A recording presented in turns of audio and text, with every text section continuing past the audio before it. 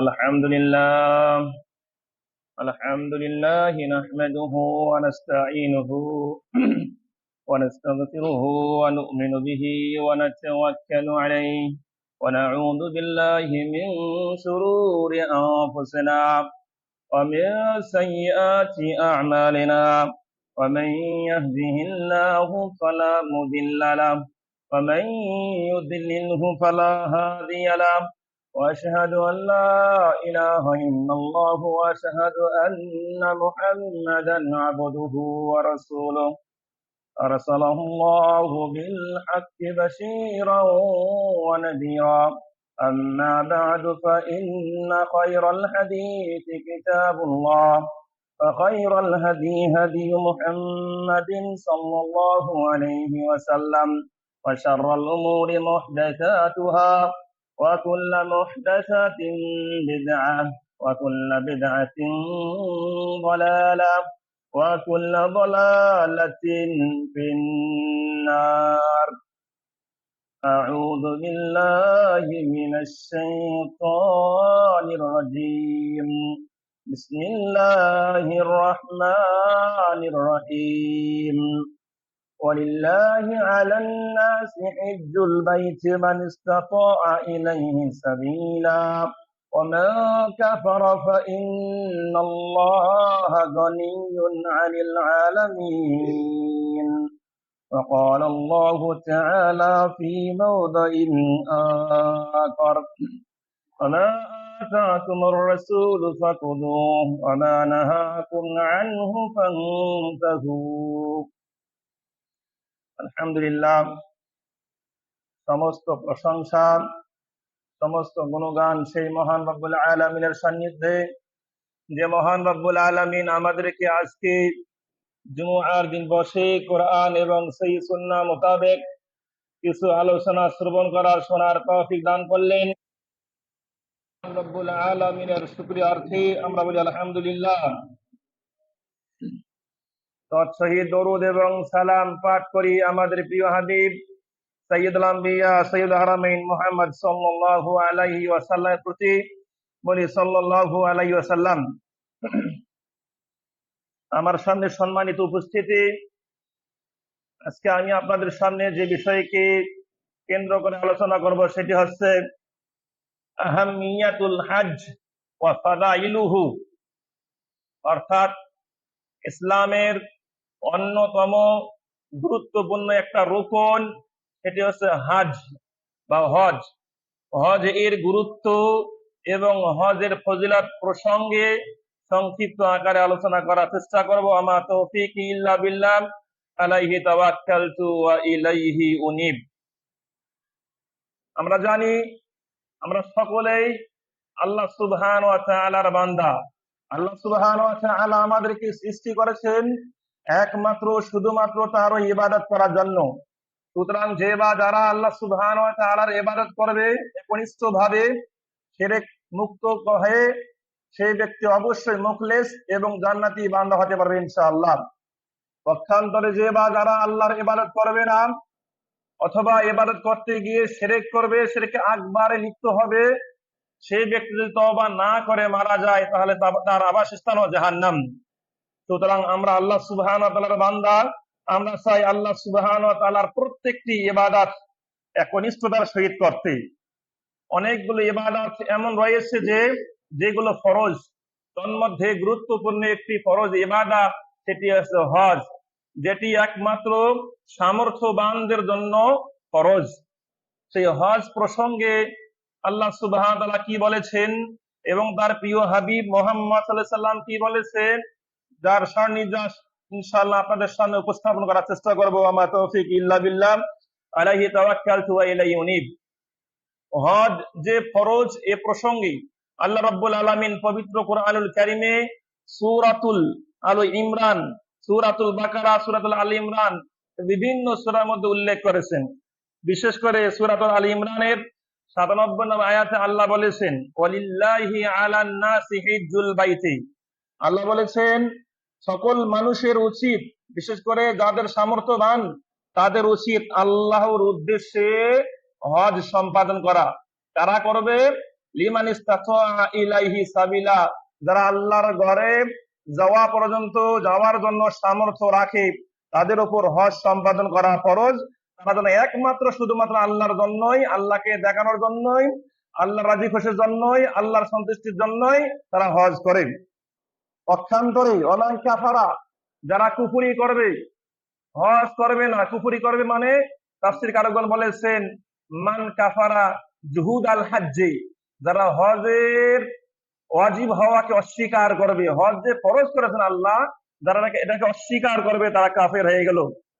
ইন্নাল্লাহা গানিয়্যুন আনিল আলামিন, আল্লাহ রাব্বুল আলামিন সমগ্র বিশ্ব থেকে অভাব মুক্ত।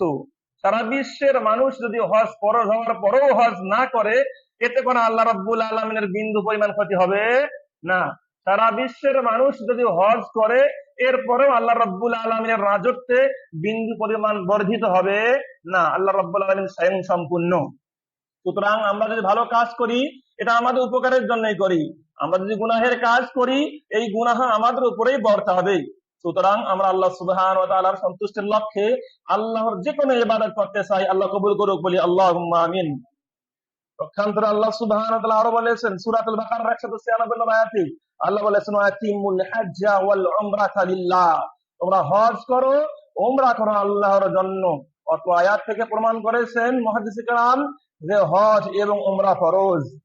যাদের উমরার সামর্থ্য রয়েছে তারা উমরা করবে, যাদের হজের সামর্থ্য রয়েছে হজ করবে। আর হজের মধ্যে কি রয়েছে, উমরাও কি রয়েছে, হজে তামাত্তু। যাই হোক, আল্লাহ সুবহানাহু ওয়া তাআলার কাছে দোয়া করি যাদের সামর্থ্য রয়েছে তারা যেন অতি সত্বর দ্রুত হজ বা উমরা সম্পাদন করে। এতে করে অনেক অনেক ফায়দা রয়েছে, অনেক উপকার রয়েছে। কি উপকার রয়েছে, কি ফায়দা রয়েছে ইনশাআল্লাহ সামনে উপস্থাপন করব। হজ যে ফরজ এ প্রসঙ্গে রাসূলুল্লাহ সাল্লাল্লাহু আলাইহি ওয়াসাল্লামের একটা স্পষ্ট হাদিস, যেটা আমরা সকলে জানি, সকলেরই মুখস্থ রয়েছে হাদিসটি। হাদিসটি সহিহ বুখারীর 8 নম্বর হাদিস। আন ইবনে উমর রাদিয়াল্লাহু আনহু قال قال রাসূলুল্লাহ সাল্লাল্লাহু আলাইহি ওয়াসাল্লাম, আল্লাহ রাসূল সাল্লাল্লাহু আলাইহি ওয়াসাল্লাম বলেছেন বুনিয়াল ইসলামু আলা খামসিন, ইসলামের মূল ভিত্তি হচ্ছে 5টি। তোর মধ্যে উল্লেখযোগ্য হচ্ছে শাহাদাত আল্লাহ ইলাহা ইল্লাল্লাহ, বান্দা সাক্ষী দেবে যে আল্লাহ ছাড়া সঠিক কোনো মাবুদ নাই, বান্দা সাক্ষী দেবে যে মুহাম্মদ সাল্লাল্লাহু আলাইহি ওয়াসাল্লাম আল্লাহর প্রেরিত বান্দা এবং রাসূল। দ্বিতীয় হচ্ছে ইকামুস সালাত, সালাত কায়েম করা ফরজ। ওয়া ইতাইজ যাকাত, যাকাত প্রদান করা ফরজ। ওয়া সাওমি রমাদান, রমজানের সিয়াম পালন করা ফরজ। ওয়াল হজ, হজ আদায় করা ফরজ সামর্থ্যবানদের উপর। সুতরাং মাত্র স্পষ্ট হাদিসটি প্রমাণ করে যে যাদের সামর্থ্য রয়েছে তাদের উপর হজ বা উমরা পালন করা ফরজ। এই হজ প্রসঙ্গে রাসূলুল্লাহ সাল্লাল্লাহু আলাইহি ওয়াসাল্লাম অসংখ্য হাদিস বলেছেন। হজ যে ফরজ, হজ জীবনে কতবার ফরজ, একবার নাকি প্রতি বছর আপনাদের উপর হজ করা ফরজ, এই প্রসঙ্গে একটা রাসূলুল্লাহর হাদিস। আন আবি হুরায়রা রাদিয়াল্লাহু তাআলা আনহু قال خطب রাসূলুল্লাহ সাল্লাল্লাহু আলাইহি ওয়াসাল্লাম, আল্লাহ রাসূল সাল্লাল্লাহু আলাইহি ওয়াসাল্লামের প্রিয় হাবিব আবু হুরায়রা রাদিয়াল্লাহু আনহু তিনি বললেন, খতাবানা রাসূলুল্লাহ সাল্লাল্লাহু আলাইহি ওয়াসাল্লাম, একদা আল্লাহ রাসূল আমাদের সামনে খুতবা দিলেন, ওয়াজ করলেন। ফাকালা, খুতবা দিতে গিয়ে, ওয়াজ করতে গিয়ে রাসূলুল্লাহ বললেন, ইয়া আইয়ুহান নাস, হে মানব জাতি, ওয়াদ ফুরিদা আলাইকুমুল হাজ্জু ফাহুজ্জু, তোমাদের উপর আল্লাহর পক্ষ থেকে হজকে ফরজ করা হয়েছে, সুতরাং হজ তোমরা সম্পাদন করো। তোমাদের উপর আল্লাহর পক্ষ থেকে হজকে ফরজ করা হয়েছে, সুতরাং ফাহুজ্জু, তোমরা সকলে হজ আদায় করো। ফাকালা রাজুলুন, এক ব্যক্তি বলল, ইয়া রাসূলুল্লাহ, হে আল্লাহর রাসূল, আকুল্লা আমিন, প্রতি বছরে কি আমরা হজ পালন করব, প্রতি বছরে কি আমরা হজ পালন করব? ফাসাকাতা, এই কথা শুনে রাসূলুল্লাহ চুপ থাকলেন, কোনো উত্তর দিলেন না। হাত্তা ক্বালাহা সালাতান, সেই ব্যক্তি রাসূলুল্লাহকে 3 বার বললেন, আকুল্লা আমিন ইয়া রাসূলুল্লাহ, হে আল্লাহর রাসূল, প্রতি বছরে কি হজ করা ফরজ? আল্লাহ রাসূল তখন একটা কথা বললেন।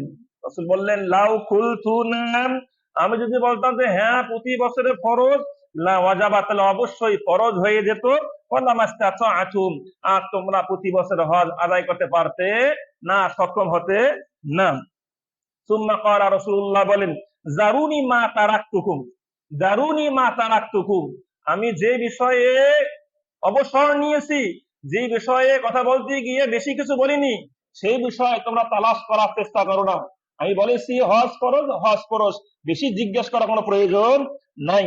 ফাইন্নামা হালাকা মান কানা ক্বাবলাকুম বিকাসরাতিস সুয়ালিহিম, কারণ তোমাদের পূর্বে যে জাতিগুলো ছিল তারা বেশি বেশি অতিরঞ্জিত প্রশ্ন করার কারণে তারা ধ্বংস হয়ে গেছে। তাদের নবীদের উপর ইখতিলাফ করার কারণে তারা ধ্বংস হয়ে গেছে। সুতরাং মুমিনদের জন্য উচিত, ফাইদা আমার তুকুম বিশাইইন, আমি যখন তোমাদেরকে কোনো বিষয়ের আদেশ করবো, ফাতু মিনহু মাস্তাতাতুম, তোমরা সাধ্য অনুযায়ী সেই কাজগুলো করো। যখন বলবো যে এটা ফরজ, অমুক ফরজ বা তমুক ফরজ, যখন বলবো এই কাজটা করতে হবে, তখন সাধ্য অনুযায়ী তোমরা সেই কাজ করার চেষ্টা করবে। ওয়াইদা নাহাইতুকুম আন শাইইন, যখন তোমাদেরকে কোনো কাজ করতে নিষেধ করব, ফাদাউহু, তখন তোমরা সেই কাজ বর্জন করবে। এটাই প্রত্যেক মুমিনের উচিত। সুতরাং বেশি প্রশ্ন করার, অবাঞ্ছনীয় প্রশ্ন করার কোনো প্রয়োজন নেই। সুতরাং এত হাদিস প্রমাণ করে যে জীবনে একবার হজ পালন করা ফরজ। এরপরে যারা হজ পালন করতে চায় করে, সেটা নফল হিসাবে সাব্যস্ত হবে, ফরজ হিসেবে নয়। হাদিস সহিহ মুসলিম 1337 নম্বর হাদিস। পাশাপাশি রাসূলুল্লাহ সাল্লাল্লাহু আলাইহি ওয়াসাল্লাম হজের গুরুত্ব দিতে গিয়ে আরো বলেছেন, পৃথিবীর অবস্থা যাই হোক না কেন, যতই সংকটময় হোক না কেন, যতই ফিতনাযুক্ত হোক না কেন, তারপরেও হজ আদায় করতে হবে। এ প্রসঙ্গে একটা হাদিস না বললে নয়। সহিহ বুখারীর 1593 নম্বর হাদিসের আলোকে রাসূলুল্লাহ বলেছেন, আন আবি সাঈদ আল খুদরি রাদিয়াল্লাহু আনহু আন নবী সাল্লাল্লাহু আলাইহি ওয়াসাল্লাম قال, আল্লাহ রাসূল সাল্লাল্লাহু আলাইহি ওয়াসাল্লাম বলেছেন, লা ইউহাজ্জান্নাল বাইতু, অবশ্যই বাইতুল্লাহ হজ করা হবে, ওয়ালা ইউতামারান্না, অবশ্যই বাইতুল্লাহ উমরা করা হবে, বাদা খুরুজি ইয়াজুজ ওয়া মাজুজ, যখন কঠিন ফিতনার সময় আসবে, ইয়াজুজ মাজুজ যে সময় যখন আসবে, তখনও কিন্তু কি করা হবে, বাইতুল্লাহ হজ করা হবে। ওয়ালা আব্দুর রহমান শোবান, আব্দুর রহমান রাদিয়াল্লাহু আনহু তিনি শোবা থেকে বর্ণনা করেন, ওয়ালা তিনি বললেন, লা তাকুমুস সাআতু, কিয়ামত ততদিন পর্যন্ত হবে না, হাত্তা লা ইউহাজ্জাল বাইতু, যতদিন না মক্কায় হজ বন্ধ হয়ে যায়। যখন দেখা দেবে যে মক্কায় হজ বন্ধ হয়ে গেছে, হজ করতে কেউ যাচ্ছে না, পারতেছে না, তখনই কিন্তু কিয়ামত সংঘটিত হয়ে যাবে। অত্র হাদিস প্রমাণ করে ইয়াজুজ মাজুজ যখন আসবে, তখন কঠিন ভীতিকর একটা অবস্থা সৃষ্টি হয়ে যাবে, তাদের সংখ্যা অনেক হবে, তারা মুসলমানদেরকে ধ্বংস করার জন্য চেষ্টা করবে। সেই কঠিন মুহূর্তেও প্রকৃত মুসলিমরা হজ করতে যাবে। তাহলে এত সংকটময় অবস্থায় মানুষ হজ করবে, যখন বন্ধ হয়ে যাবে তখন কিন্তু কিয়ামত হয়ে যাবে। আল্লাহ সুবহানাহু ওয়া তাআলা আমাদেরকে বোঝার তৌফিক দান করুক, বলি আল্লাহুম্মা আমিন। আপনাকে আমাকে, আপনার আমার যদি সামর্থ্য হয়ে যায়, যদি টাকা পয়সা ব্যাংক ব্যালেন্স জমি জমা থাকে, তাহলে অবশ্যই আপনাদের করণীয় একটা জমিন বিক্রি করে হজ করতে যাওয়া, এটা উচিত। এখন যদি বলেন যে আমাদের কাছে ক্যাশ টাকা নাই, সেটা শিথিলতা হয়ে যাবে, শৈথিল্যতা হয়ে যাবে, শুধু এমনটা করা উচিত না। আপনার অনেক জমি জমা রয়েছে, একটা জমি বিক্রি করে হজ করতে যান, আপনার উপর হজ অনেক আগেই ফরজ হয়ে গেছে। আল্লাহ রাব্বুল আলামিন আমাদেরকে বোঝার তৌফিক দান করুক, বলি আল্লাহুম্মা আমিন। হজ দ্রুত সম্পাদন করা জরুরি, এই প্রসঙ্গে একটা হাদিস না বললে নয়। ইবনে আব্বাস রাদিয়াল্লাহু আনহু আনিল ফাদলি, ইবনে আব্বাস রাদিয়াল্লাহু তাআলা থেকে বর্ণিত, তিনি ফাজল থেকে বর্ণনা করেন, আওয়াহাদিহি মানে আখার, অথবা ফাজল ইবনে আব্বাস থেকে বর্ণনা করেন। ফাজল এবং ইবনে আব্বাস দুইজনেই কি আব্বাসের ছেলে, এক ভাই আর এক ভাইয়ের কাছ থেকে হাদিসটি বর্ণনা করেছেন। আলা রাসূলুল্লাহ সাল্লাল্লাহু আলাইহি ওয়াসাল্লাম, আল্লাহ রাসূল সাল্লাল্লাহু আলাইহি ওয়াসাল্লাম বলেছেন, মান আরাদাল হাজ্জা, যে ব্যক্তি হজ করার ইচ্ছা করে, ফালিয়াতাআজ্জাল, সে যেন দ্রুত হজ সম্পাদন করে নেয়। হজ ফরজ হয়েছে, দ্রুত সেই বছরেই বা এক বছর পরেই কি সে যেন হজটা কি করে নেয়, সম্পাদন করে নেয়। তা না হলে ফাইন্নাহু কদ ইয়ামরুদুল মারিজ, হতে পারে হজ ফরজ হয়েছে 5 বছর আগে, অপেক্ষা করতে করতে এমন এক রোগাক্রান্ত হয়ে গেছে, এমন এক রোগে আক্রান্ত হয়ে গেছে, আর হাঁটতেও পারে না, চলতেও পারে না। সুতরাং এমন সময় দেরি করা প্রয়োজন নাই, তাই হজ যখন ফরজ হবে তখনই হজ করা উচিত। অথবা এমন একটা অবস্থা সৃষ্টি হয়ে যাবে, তার প্রিয় কোনো জিনিস হারিয়ে গেছে। ওয়াতারিদুল হাজাতু, অথবা এমন অন্য কোনো প্রয়োজন দেখা দিয়েছে, তখন আর সে হজ করতে পারছে না। সুতরাং যখনই হজের টাকা পয়সা সামর্থ্য হয়ে যাবে, তখনই আপনাদের বা আমাদের উচিত হজ সম্পাদন করা। আল্লাহ রাব্বুল আলামিন অত্র হাদিসের আলোকে আমাদেরকে দ্রুত হজ বা উমরা সম্পাদন করার তৌফিক দান করুক, বলি আল্লাহুম্মা আমিন। হাদিসটি সহিহ ইবনে মাজাহ 2883 নম্বর হাদিস।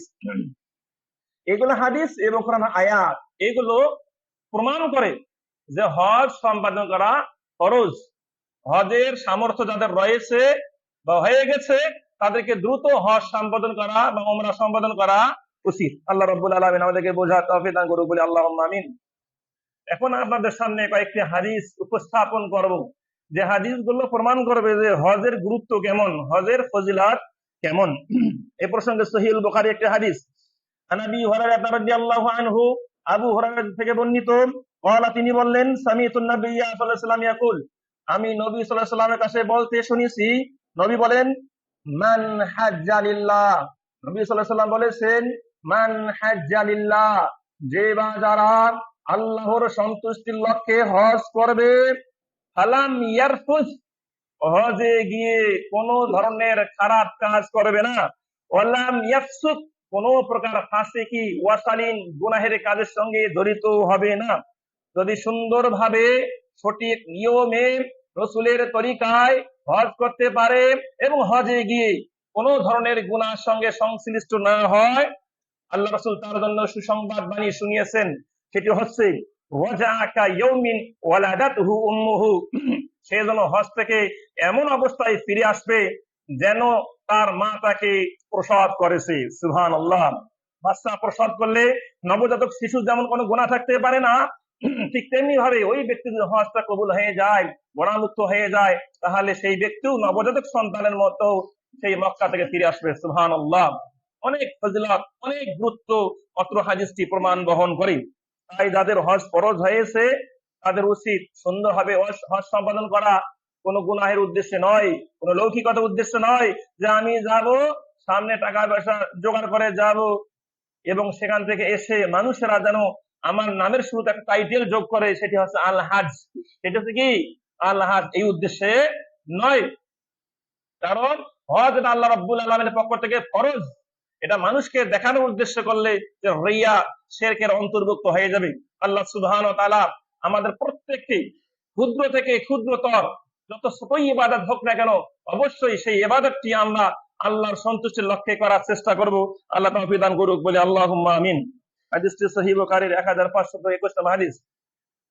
পাশাপাশি হজ যদি কবুল হয়ে যায় তার প্রতিদান কি হতে পারে, এই প্রসঙ্গে একটি হাদিস, আনাবি হুরায়রা রাদিয়াল্লাহু আনহু আন্না রাসূলুল্লাহ সাল্লাল্লাহু আলাইহি ওয়াসাল্লাম قال, আল্লাহ রাসূল সাল্লাল্লাহু আলাইহি ওয়াসাল্লাম বলেছেন, আল উমরাতু ইলাল উমরাতি কাফারাতুল লিমা বাইনাহুমা, এক উমরা থেকে আর এক উমরা, মনে করেন গত বছর আপনি উমরা করেছেন এবং পরবর্তী বছর আর একটা উমরা করেছেন, এই উভয়ের মাঝে গুনাহ খাতাগুলো আল্লাহ মাফ করে দিয়েছেন। সুবহানাল্লাহ।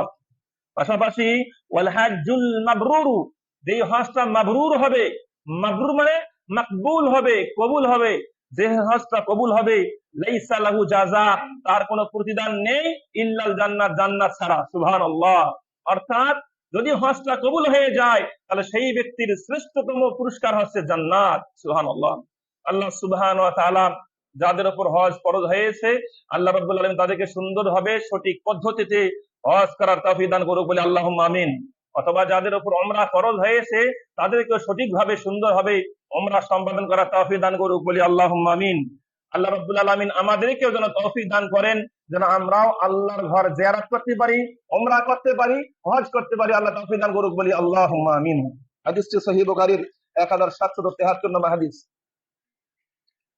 হজ এমন একটি ইবাদত, যে ইবাদতের মাধ্যমে যদি কবুল হয়ে যায় তাহলে তার পূর্বে যত গুনাহ আছে সবগুলো মাফ করে দেওয়া হবে। সেই রকম একটা হাদিস, আমর বিন আস রাদিয়াল্লাহু তাআলা আনহুর একটা হাদিস।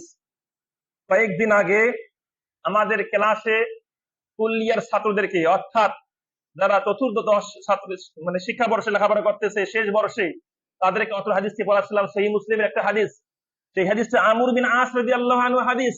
আমর বিন আস যখন মরণাপন্ন হয়ে গেছেন, যখন তার সামনে মৃত্যু উপস্থিত হয়ে গেছে, তখন তিনি অঝোর ধরে কান্নাকাটি করতেছেন, তিনি কাঁদতেছেন।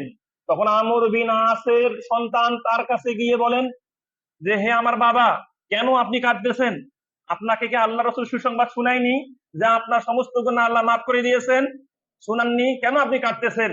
তখন আমর বিন আস রাদিয়াল্লাহু আনহু তিনি বললেন যে, দেখো, আমার জীবনে কয়েকটা অবস্থা চলে গেছে। আমার জীবনে এমন একটা অবস্থা ছিল যে সময়ে আমার কাছে সবচেয়ে ঘৃণিত ব্যক্তি ছিল মুহাম্মদ সাল্লাল্লাহু আলাইহি সাল্লাম। আমার কাছে এমন সময় অতিবাহিত হয়েছে যে সময়ে আল্লাহ রসুল আমার কাছে ছিল সবচেয়ে ঘৃণিত ব্যক্তি, আমি সুযোগ পেলে তাকে হত্যা করতাম, এইরকম একটা মুহূর্ত আমার কাছ থেকে চলে গেছে। ওই অবস্থায় আমি মারা গেলে সরাসরি জাহান্নাম চলে যেতাম। আলহামদুলিল্লাহ সেই অবস্থায় মারা যায়। তিনি আরেকটা কথা বললেন, আমার কাছে এমন একটা সময় পরবর্তীতে এসেছে আলহামদুলিল্লাহ, যে সময়ে আমার কাছে পৃথিবীর বুকে সবচেয়ে শ্রেষ্ঠতম ব্যক্তি, সবচেয়ে প্রিয় ভাজন ব্যক্তি হচ্ছেন মোহাম্মদ সাল্লাল্লাহু সাল্লাম। মোহাম্মদ সাল্লাল্লাহু সাল্লামকে আমি এত বেশি ভালোবাসতাম, তিনি বলতেছেন যে মোহাম্মদ সাল্লাল্লাহু সাল্লামকে আমি এত বেশি ভালোবাসতাম যে তাকে এত সম্মান করতাম যে সম্মানের চোখে, সম্মানের কারণে রসুলকে আমি দু চোখ ভরে দেখতে পারি নাই। রসুলের চেহারাটা কেমন দুই চোখ ভরে দেখতে পারি নাই। তাকে এত আমি ভালোবেসি, চোখ তুলিতে তাকাবো এটাও আমার লজ্জা হতো। এতটাই রসুল্লাহকে আমি ভালোবাসতাম, দু চোখ ভরে আমি রসুলকে দেখতে পারতাম না। তিনি বলতেছেন, যদি আমাকে জিজ্ঞেস করা হয় যে মোহাম্মদ সাল্লাল্লাহু আলাইহি সাল্লাম কেমন একটু বলো দেখি, যদি আমাকে জিজ্ঞেস করা হয় রসুলের চোদ্দটি কেমন বলো দেখি, যদি আমাকে বলা হয় রসুলের চেহারা, রসুলের চুল কেমন একটু বলো দেখি, আমি কখনো বর্ণনা দিতে পারতাম না যে রসুলের চোখ কেমন, রসুলের নাক কেমন, বলতে পারতাম না। কেন? আমি রসুলকে অনেক বেশি ভালোবাসতাম। এই ভালোবাসার কারণে তাকে আমি দু চোখ ভরে কখনো দেখতে পারি নাই, নয়ন ভরে কখনো ভালো করে দেখতে পারিনি। এ কথা বলার পর তিনি সেই হাদিসটি বললেন, যে হাদিসটা আমি আপনাদের সামনে উপস্থাপন করতেছি। আমর বিন আস রাদিয়াল্লাহু তাআলা আনহু তিনি বললেন, আতাইতুন নাবিয়্যা সাল্লাল্লাহু আলাইহি সাল্লাম, আমি একদিন নবীর কাছে আসলাম, এসে বললাম, ফাকুলতু বললাম, এই হাদিসটা আমি অনেক আগেও কয়েকবার বলেছিলাম। তিনি বললেন, উরসুত ইয়ামিনাকা, হে আল্লাহর রাসূল, আপনি আপনার হাত সম্প্রসারিত করুন, আপনার হাত বাড়িয়ে দেন। তখন তিনি বললেন, ফালে উবাইউ আকা, আপনি হাত বৃদ্ধি করে দেন, বাড়িয়ে দেন, আমি আপনার হাতের সঙ্গে হাত রেখে বায়াত গ্রহণ করব। বাবাসাতা ইয়ামিনাহু, রাসূলুল্লাহ সাল্লাল্লাহু আলাইহি ওয়াসাল্লাম তার ডান হাত প্রসারিত করলেন। যখন রাসূলুল্লাহ সাল্লাল্লাহু আলাইহি ওয়াসাল্লাম তার ডান হাত প্রসারিত করলেন, ফাকাবাস্তু ইয়াদি, তখন আমি আমার হাত গুটিয়ে নিলাম, সরিয়ে নিলাম। ফাকাল রাসূল বললেন, মা লাকা ইয়া আমর, হে আমর তোমার কি হয়েছে? তুমি তো একটু আগে বললা যে হাত প্রসারিত করো, আমি তো হাত প্রসারিত করে দিলাম, তুমি কেন হাত গুটিয়ে নিলে? কুলতু, তখন আমর বিন আস বললেন, আরাদতু আন আশতারিতা, হে আল্লাহ রাসূল, আমি ইচ্ছা করেছি যে একটা শর্ত কি করব, আপনাকে দেব, একটা শর্ত প্রদান করব। রাসূলুল্লাহ বলেন, তাশতারিতু মাযা, তুমি কি শর্ত করতে চাও? ক্বালা, তখন আমর বললেন, আইয়ুগফারলি, আমি এই শর্ত করতে চাই যে আমার গুনাহ যেন মাফ করে দেওয়া হয়, আগে যত গুনাহ করেছি সেই গুনাহগুলো যেন আমার মাফ করে দেওয়া হয়। যদি নীতি ঠিক থাকে, কথা ঠিক থাকে, তাহলে আমি আপনার হাতের সঙ্গে হাত রেখে বায়াত গ্রহণ করব। ক্বালা, তখন সঙ্গে সঙ্গে রাসূলুল্লাহ বলেন, আমা আলিমতা ইয়া আমর, হে আমর তুমি কি জানো না, ইন্নাল ইসলাম ইয়াহদিমু মা কানা ক্বাবলাহু, যদি তুমি ইসলাম গ্রহণ করো তাহলে ইসলাম গ্রহণের বদৌলতে তোমার পূর্বেকার সমস্ত গুনাহ আল্লাহ মাফ করে দেবেন। সুবহানাল্লাহ, তুমি কি এটা জানো না? এরপর আবার বললেন যে আন্নাল হিজরাতা তাহদিমু মা কানা ক্বাবলাহা, তুমি কি জানো না, তুমি যদি রাসূলের সঙ্গে হিজরত করতে যাও তাহলে হিজরতের বিনিময়ে তোমার পূর্বেকার সমস্ত গুনাহ আল্লাহ মাফ করে দেবেন। তুমি কি জানো না, ইন্নাল হাজ্জা ইয়াহদিমু মা কানা ক্বাবলাহু, হে আমর তুমি কি জানো না, তুমি যদি হজ সম্পাদন করো তাহলে হজের কারণে তোমার পূর্বেকার সমস্ত গুনাহ আল্লাহ মাফ করে দেবেন। সুবহানাল্লাহ, এটি হচ্ছে আমার আজকের আলোচ্য বিষয়ের সঙ্গে সংশ্লিষ্ট পয়েন্ট, যেটি যদি আমাদের হজ কারো কবুল হয়ে যায় তাহলে অবশ্যই এই হজের পূর্বেকার সমস্ত গুনাহ আল্লাহ মাফ করে দেবেন। সুবহানাল্লাহ। তাই যাদের উপর হজ ফরজ হয়েছে অথবা উমরা ফরজ হয়েছে, আল্লাহ রাব্বুল আলামিন তাদেরকে অতি সত্বর হজ সম্পাদন করার, উমরা সম্পাদন করার তৌফিক দান করুক, বলি আল্লাহুম্মা আমিন। হাদিসটি সহিহ মুসলিমের 121 নম্বর হাদিস। পাশাপাশি হজের অনেক ফজিলত, বিশেষ করে যারা হজে যান, মক্কায় হজ করতে যান, হজে গিয়ে লাব্বাইক লাব্বাইক বলেন, লাব্বাইক আল্লাহুম্মা লাব্বাইক, লাব্বাইক লা শারীকা লাকা লাব্বাইক, লাব্বাইক ইন্নাল হামদা ওয়ান নি'মাতা লাক, লা শারীকা লাকা লাক ওয়া লাকাল মুলক লা শারীকা লাকা লাক। এই যে লাব্বাইক বা তালবিয়াটা পাঠ করেন, এই পাঠেরও অনেক ফজিলত রয়েছে। এই প্রসঙ্গে রাসূলুল্লাহ সাল্লাল্লাহু আলাইহি ওয়াসাল্লাম বলেন, আন সাহল বিন সাদ রাদিয়াল্লাহু আনহু قال قال রাসূলুল্লাহ সাল্লাল্লাহু আলাইহি ওয়াসাল্লাম, আল্লাহ রাসূল বলেছেন, মা মিন মুসলিমিন ইউলাব্বি, যে মুসলমানে হজে গিয়ে তালবিয়া পাঠ করে, ইল্লা লাব্বা মান আন ইয়ামিনিহি, সঙ্গে সঙ্গে তার সাথে সাথে ওই ব্যক্তির ডানে যারাই থাকে সবাই তালবিয়া পাঠ করেন, ওয়া আন শিমালিহি, এবং তারা বামে যারাই থাকেন সবাই তালবিয়া লাব্বাইক পাঠ করেন। এমনকি মিন হাজারিন, পাথরও যদি থাকে পাথরও লাব্বাইক পাঠ করে। সুবহানাল্লাহ। আর সাজারিন, কোন গাছও যদি থাকে গাছও কি করে লাব্বাইক পাঠ করেন। আর মাদারিন, কোন মাটির ঘরও যদি থাকে এই মাটির ঘরও কি লাব্বাইক পাঠ করেন। হাত্তা তানকাতি আল আরদু, এমনকি সে সময় সারা বিশ্বে লাব্বাইকের ধ্বনি ছড়িয়ে পড়ে। মিন হাউনা ইলা হাউনা, পূর্ব থেকে পশ্চিম সর্বত্র সবাই তখন তালবিয়া পাঠ করে। সুবহানাল্লাহ। এটা হজের একটি গুরুত্বপূর্ণ ফজিলত, তালবিয়া পাঠের একটা গুরুত্বপূর্ণ একটা ফজিলত, যে সময় সবাই সারা বিশ্বে তালবিয়া পাঠে একদম মুখরিত হয়ে যায়। সুবহানাল্লাহ। আল্লাহ সুবহানাহু ওয়া তাআলা গুরুত্বপূর্ণ একটা ফরজ সামর্থ্যবানদের উপর, যাদের উপর ফরজ হয়েছে, আল্লাহ রাব্বুল আলামিন তাদেরকে সুন্দরভাবে রাসূলের তরিকায় সুন্নাহ মাফিক ইখলাসের সহিত হজ সম্পাদন করার তৌফিক দান করুক বলে আল্লাহুম্মা আমিন। হজ করতে গিয়ে আমাদের মাঝে একটা দৃশ্য যেটা দেখা যায়, উমরা করতে গিয়ে আমাদের মাঝে একটা দৃশ্য যেটা দেখা যায়, সেটা হচ্ছে বাইতুল্লাহর কাছে গিয়ে আমরা সেলফি তুলে ফেসবুকে পোস্ট করি। অনেকেই বাইতুল্লাহ গিয়ে সেলফি তোলে, অমুক তোলে, তমুক তোলে। ওলামা কেরাম বলেছেন এই ধরনের গর্হিত কাজ করা যাবে না, এতে রিয়া রয়েছে, লৌকিকতা রয়েছে। আপনি যে উমরা করতে এসেছেন, কার ক্ষমতায়, কার তৌফিকে? আল্লাহর তৌফিকে। আপনি যে হজ করতে এসেছেন, কার ক্ষমতায়, কার তৌফিকে? আল্লাহর তৌফিকে। সুতরাং আল্লাহ জানলে হলো, পৃথিবীবাসীকে জানার কোন প্রয়োজন নেই। সুতরাং আমাদেরকে একনিষ্ঠ ভাবে আল্লাহর সন্তুষ্টির লক্ষ্যে হজ সম্পাদন করা তৌফিক দান করুক বলি আল্লাহুম্মা আমিন। হজ সম্পাদন করলে কিভাবে গুনাহ মাফ করা হয়, সেই রকম একটা হাদিস আল্লাহ রসুল মানুষদেরকে বোঝানোর জন্য বুঝিয়েছেন। কারণ মানুষেরা সাধারণত উদাহরণ দিলে খুব সহজেই ব্যাপারটা বুঝে ফেলে। ঠিক সেই রকম একটা হাদিস আল্লাহ রসুল বলেছেন, আন আব্দুল্লাহ ইবনে মাসউদ রাদিয়াল্লাহু আনহু قال قال رسول الله صلى الله عليه وسلم, আল্লাহ রসুল বলেছেন, তাবিউ বাইনাল হাজ্জি ওয়াল উমরাতি, তোমরা ধারাবাহিক ভাবে হজ উমরা করো।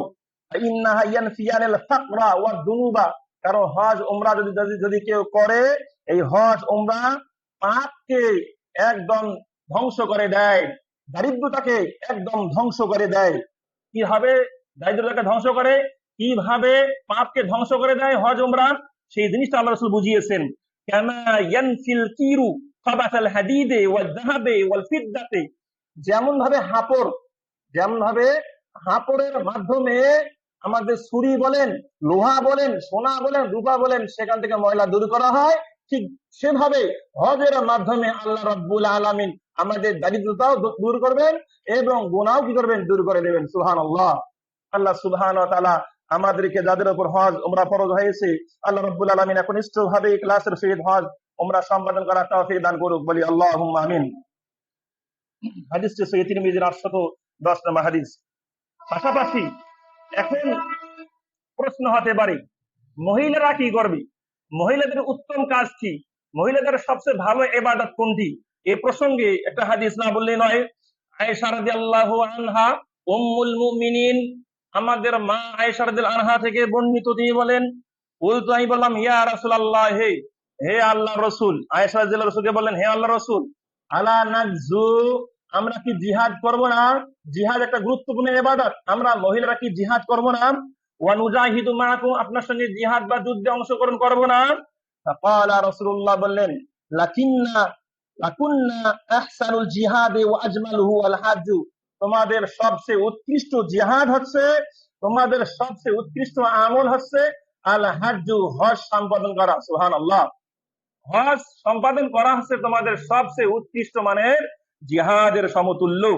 ফাকালাত আয়েশা রাদিয়াল্লাহু আনহা, এই কথা শুনে আয়েশা রাদিয়াল্লাহু আনহা বললেন, ফালা আদাউল হাজ্জা বাদা ইজ সামিতু মিন হাযা মিন রাসূলিল্লাহ সাল্লাল্লাহু আলাইহি ওয়াসাল্লাম, যখনই এটা আমি শুনেছি তখন থেকে নিয়াত করে ফেলেছি আমি কখনো হজ ছেড়ে দেব না। কারণ হজ হচ্ছে মহিলাদের জন্য সবচেয়ে শ্রেষ্ঠতম জিহাদ সমতুল্য একটি ইবাদত।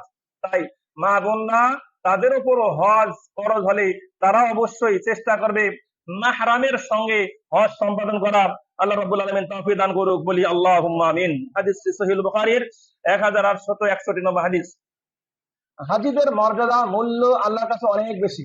তাই তো দেখা যায় মক্কায় যারা হজ করতে যান, উমরা করতে যান, তাদেরকে অনেক সম্মানের ব্যবস্থা করেন, অনেক সম্মান করেন। অনেক সময় দেখা যায় অনেক হাজিরা হজ থেকে আসেন, এসে বলেন, আমাদেরকে মানুষরা এমন ভাবে খাবার দিচ্ছে, খাবার যে কোত্থেকে আসতেছে আমরা টের পাচ্ছি না। সুবহানাল্লাহ। আবার যে আসতেছে কোত্থেকে আমরা টেরও কি পাচ্ছি না। হাজিরা হচ্ছে আল্লাহ রাব্বুল আলামিনের মেহমান। এই প্রসঙ্গে সহিহ নাসাইর একটা হাদিস, 2625 নম্বর হাদিস। عن ابي هريره رضي الله تعالى عنه يقول قال رسول الله صلى الله عليه وسلم, আল্লাহ রাসূল সাল্লাল্লাহু আলাইহি ওয়াসাল্লাম বলেছেন, ওয়াফদুল্লাহি সালাসাতুন, আল্লাহর মেহমান হচ্ছে তিন প্রকার ব্যক্তি। ওয়াফদুল্লাহি সালাসাতুন, আল্লাহর মেহমান হচ্ছেন তিন প্রকার ব্যক্তি। এক, আল গাজী, যারা যুদ্ধ করেন তারা হচ্ছে আল্লাহর মেহমান। দুই, ওয়াল হাজ্জু, যারা হজ করেন তারা আল্লাহর মেহমান। তিন, ওয়াল মুতামিরু, যারা উমরা করেন তারা হচ্ছেন আল্লাহর মেহমান। আল্লাহর মেহমান হওয়া এটা কি সৌভাগ্যের কাজ নয়? অবশ্যই আল্লাহর মেহমান হওয়া সৌভাগ্যের কাজ। আল্লাহ যাদেরকে পছন্দ করেন, ভালোবাসেন, তারাই তো ইনশাআল্লাহ আল্লাহ কি মেহমান হতে পারবেন ইনশাআল্লাহ। তবে এটা ভালো করে মনে রাখতে হবে, আপনাকে আমাকে, আপনার ওপর আমার ওপর 20 বছর আগে হজ ফরজ হয়েছে, 10 বছর আগে হজ উমরা ফরজ হয়েছে, এখনো আপনি আমি টালবাহানা করতেছি কেন?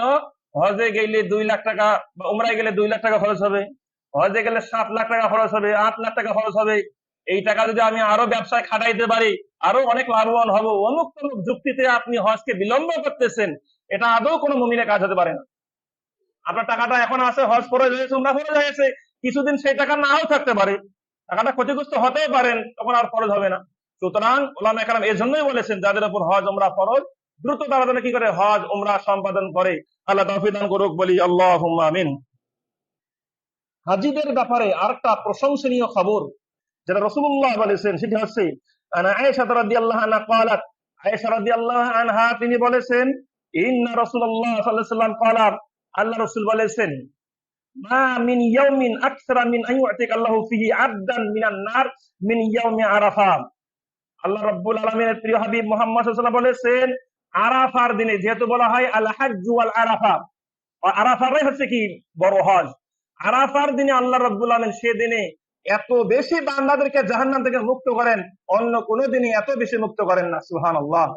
আরাফার ময়দানটা হচ্ছে শ্রেষ্ঠ একটা ময়দান, যে ময়দানে সিয়াম রাখার কথা বলা হয়েছে অন্য যারা আরাফায় অংশগ্রহণ করেন তাদের জন্য।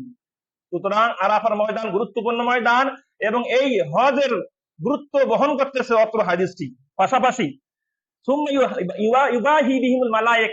অথবা আল্লাহ রাব্বুল আলামিন ফেরেশতাদের সঙ্গে মুখামুখি হয়ে ফেরেশতাদের সাথে কথা বলেন এবং তাদের সঙ্গে গর্ব করে বলেন যে দেখো দেখো আমার কত বান্দা আমার ঘরে হজ করতে কি এসেছে। তাই এখন যখন আল্লাহ বলেন, হে ফেরেশতারা জিজ্ঞেস করো তো বা দেখো তো, মা আরাদা হাউলাই, আমার এই মেহমানরা কি চায় আমার কাছে, দেখো তো দেখো তো। সুবহানাল্লাহ। আল্লাহ রাব্বুল আলামিন ফেরেশতার কাছে গিয়ে গর্ব করেন, দেখো আমার কত বান্দা কত টাকা খরচ করে হজ করতে এসেছে, ওমরা করতে এসেছে, দেখো তো তাদের চাহিদা কি, তাদের কি আশা, তাদের কি মনোবাসনা রয়েছে, এগুলো সব পূরণ করে দাও। সুবহানাল্লাহ। সুতরাং মনের আশা আকাঙ্ক্ষা থাকলে, যাদের সামর্থ্য রয়েছে, আপনারা হজে যান, ওমরায় যান, এতে করে কিছু সাময়িক টাকা খরচ হলেও এতে করে আল্লাহ আপনার জীবনে অনেক বরকত কল্যাণ দিয়ে দেবেন, আপনার দারিদ্রতা মোচন করে দেবেন, আপনার অনেক বিপদ আপদ আল্লাহ দূর করে দেবেন ইনশাআল্লাহ। আল্লাহ সুবহানাহু ওয়া তাআলা আমাদের সকলকে হজের গুরুত্ব ফজিলত বোঝার তৌফিক দান করুক, বলি আল্লাহুম্মা আমিন।